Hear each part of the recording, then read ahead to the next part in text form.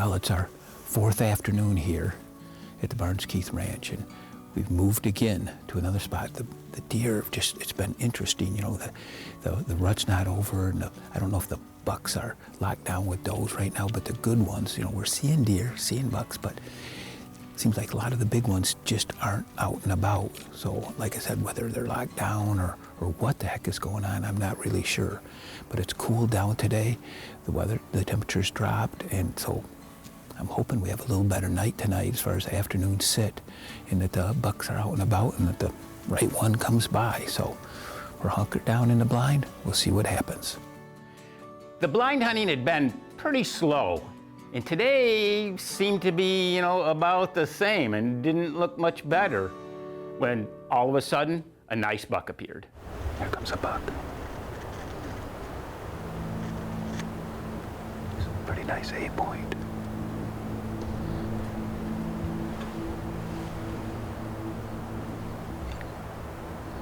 He saw something. I'm not sure. He definitely didn't wind us. He saw something he didn't like farther down off to the north. Now he's leaving. You know, it's pretty frustrating when you're watching a nice buck, your hopes are high, and all of a sudden, he just, well, walks away. Super frustrating, and you have, well, no idea why.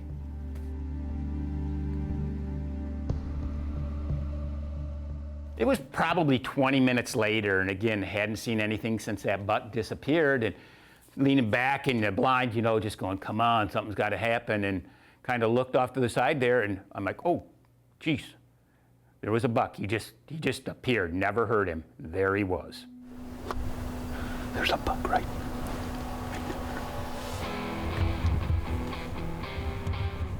When I first saw the buck, I thought right away, that's the buck from earlier. And I had already made up my mind, if I got a shot, if it presented itself, I was going to take it.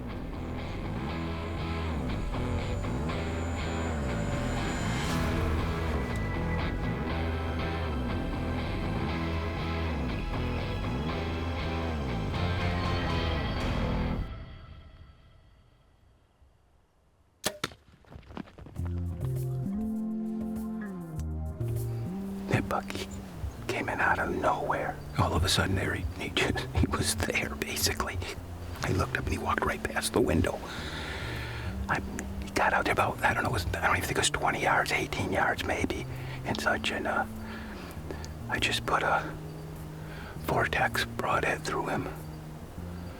So I almost lost sight of him right away because of the way the blind's set up, but burst off to the left. I'm pretty sure that's gonna work, so we'll give him a bit and then we'll take a look-see.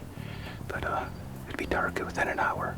Been kind of a slow night. That I'm not positive, but I believe that's the buck we saw earlier that just came in and saw something he didn't like and left, and an hour later here he is. So, but we'll give him a little bit and see what happens. To go take a look.